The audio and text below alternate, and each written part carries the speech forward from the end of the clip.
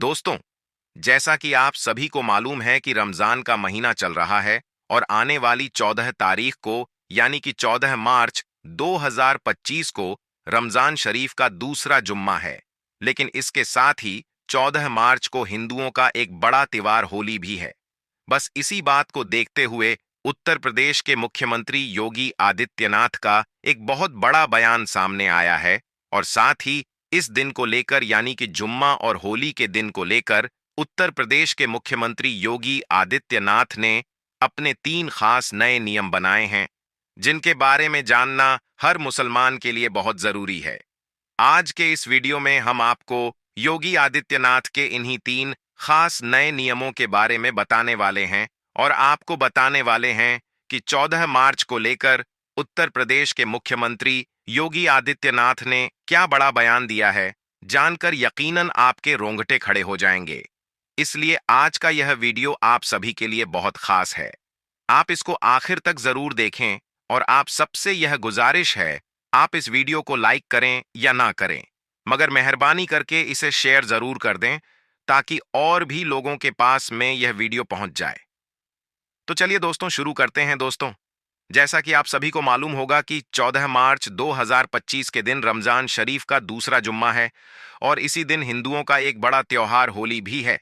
यानी कि इस दिन मुसलमान जुम्मे की नमाज पढ़ने के लिए अपने घर से बाहर निकलेंगे और हिंदू होली मनाने के लिए अपने घर से बाहर निकलेंगे।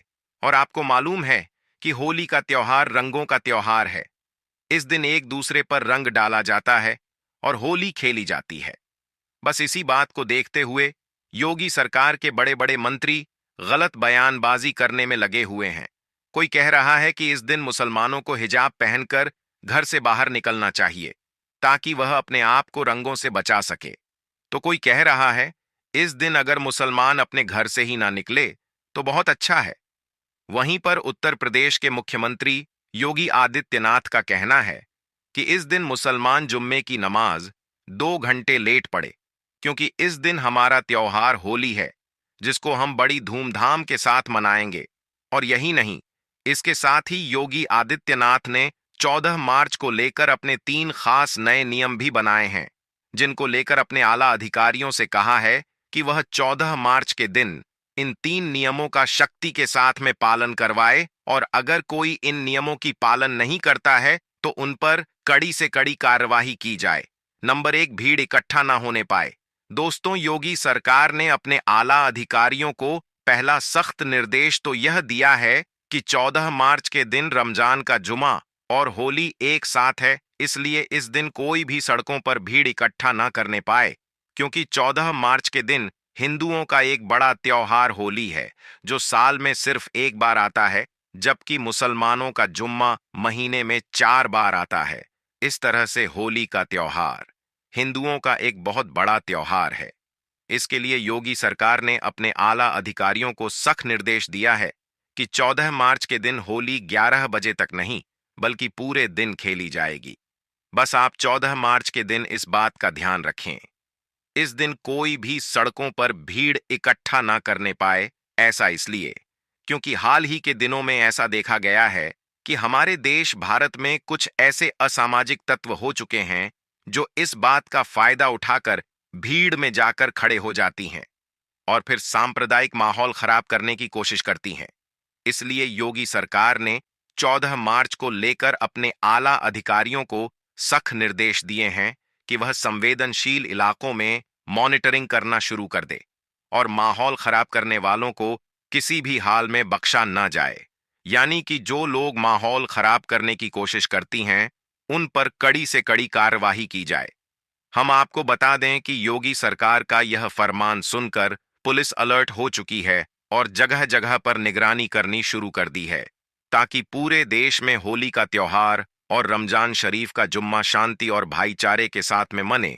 इसके लिए पुलिस अब से ही अलर्ट हो चुकी है और संवेदनशील और अति संवेदनशील इलाकों में मॉनिटरिंग करना शुरू कर दी है, क्योंकि इसके लिए योगी सरकार ने अपने आला अधिकारियों को निर्देश दिए हैं और कहा है कि वह 14 मार्च के दिन इस बात का शक्ति के साथ पालन करवाने की कोशिश करें। होली का एक दिन है, जैसे पूरे साल ईद का इंतजार करते हैं तो हिंदू पक्ष भी होली का इंतजार करता है। पूरे साल में तो ये बहुत प्यार का त्योहार है, तो शांति से ये निपटना चाहिए और जो लोग इसमें उपद्र पैदा करेंगे तो उनको बख्शा नहीं जाएगा। तो उस दिन आप पूरे दिन अपने घर में रहे, अपना बच्चों के साथ, अपना घर में रहे, अपने बच्चों के साथ, कि आप निकलना चाहे तो आपका दिल इतना बड़ा होना चाहिए। नंबर 2, ड्रोन कैमरों से नजर रखी जाए। दोस्तों, योगी सरकार ने अपने आला अधिकारियों को दूसरा सख्त निर्देश यह दिया है कि 14 मार्च के दिन पूरे प्रदेश में अगर कहीं पर भी कोई माहौल खराब होता है तो इसी जगह पर फौरन ही धारा 144 लगाते हुए वहां पर नियमों का शक्ति के साथ में पालन करवाया जाए। और यही नहीं, फौरन ही ऐसी जगहों पर शादी वर्दी में पुरुष और महिला पुलिस को तैनात किया जाए और ड्रोन कैमरों से ऐसी जगहों की खास निगरानी रखी जाए। इसका मतलब यह है कि 14 मार्च को लेकर योगी सरकार ने अपने आला अधिकारियों को सर निर्देश दिया है। इस दिन ड्रोन कैमरों से लोगों पर नजर रखी जाए और जगह जगह पर पुलिस को तैनात किया जाए ताकि कहीं पर भी कोई सांप्रदायिक माहौल खराब ना हो सके। इसके साथ ही जगह जगह पर गाड़ियों की और बाइकों की चेकिंग भी की जाए और अगर कोई पुलिस की कार्यवाही में दखल अंदाजी करने की कोशिश करता है तो उस पर फौरन ही कड़ी से कड़ी कार्रवाई की जाए। के अलावा योगी सरकार ने अपने बयान में यह भी कहा है कि 14 मार्च के दिन कोई भी मुसलमान मस्जिद के बाहर यानी कि सड़क पर खड़े होकर नमाज ना पढ़ने पाई, यानी कि इस दिन सिर्फ मस्जिद के अंदर ही नमाज पढ़ी जाए। अगर पहली बार में लोग ज्यादा हो रही हैं तो 2 बार में करके नमाज पढ़ी जाए, लेकिन मस्जिद के अंदर ही पढ़ी जाए। कोई भी मस्जिद के बाहर सड़क पर नमाज ना पढ़ने पाए, इसके लिए जितनी भी बड़ी बड़ी मस्जिदें हैं उनके आगे पुलिस की तैनाती रखी जाए ताकि किसी भी तरह का कहीं पर कोई माहौल खराब ना होने पाए। इसके अलावा योगी सरकार ने मुस्लिम धर्म गुरुओं से भी इस बात की अपील की है कि वह अपने लोगों को इस बारे में समझाए हो सके तो जुम्मे की नमाज 2 घंटे लेट पढ़ाई जाए ताकि होली का त्योहार खुशी के साथ में मनाया जा सके। अब यहाँ पर योगी सरकार को यह नहीं मालूम है कि जुम्मे की नमाज कोई दुनियावी प्रोग्राम नहीं है जो 2 घंटे लेट पढ़ाया जाए। इसका टाइम तो फिक्स है, ये तो अपने टाइम पर ही अदा होती है। और नंबर 3, सोशल मीडिया पर निगरानी रखी जाए। दोस्तों, योगी सरकार ने 14 मार्च को लेकर अपने आला अधिकारियों के लिए तीसरा फरमान यह जारी किया है कि 14 मार्च के दिन सोशल मीडिया पर 24 घंटे निगरानी रखी जाए। कोई भी इस दिन सोशल मीडिया के जरिए से किसी भी तरह की कोई अफवाह ना फैलाने पाए, यानी कि कोई भी इस दिन सोशल मीडिया पर किसी भी तरह की कोई आपत्तिजनक पोस्ट ना करने पाए। इस दिन अगर कोई भी सोशल मीडिया पर हिंदू मुसलमानों को लेकर गलत पोस्ट डालता है या अफवाह फैलाता है तो उस पर फौरन ही कड़ी से कड़ी कार्रवाई की जाए। और यही नहीं, इसके अलावा योगी सरकार ने अपने आला अधिकारियों को यह भी सख्त निर्देश दिया है कि जो लोग जुम्मा और होली को लेकर भड़काऊ बयानबाजी देती हैं या नफरत भाषण देते हैं तो ऐसे शरारती तत्वों के साथ जीरो टॉलरेंस की नीति अपनाई जाए, यानी कि ऐसे लोगों पर खास नजर रखी जाए और फिर उन पर कड़ी से कड़ी कार्रवाई की जाए। और साथ ही सोशल मीडिया पर 2400 घंटे खास निगरानी रखी जाए, यानी कि इस दिन माहौल खराब करने की कोशिश करने वालों पर खास नजर रखी जाए और फिर ऐसे लोगों पर कड़ी से कड़ी कार्रवाई की जाए। दोस्तों, इसके अलावा हम आपको यह भी बता दें, इससे पहले उत्तर प्रदेश के मुख्यमंत्री योगी आदित्यनाथ ने रमजान के महीने को लेकर भी यह कहा था कि रमजान के महीने में सुबह शेरी के वक्त मस्जिदों से बार बार आवाज न लगाई जाए।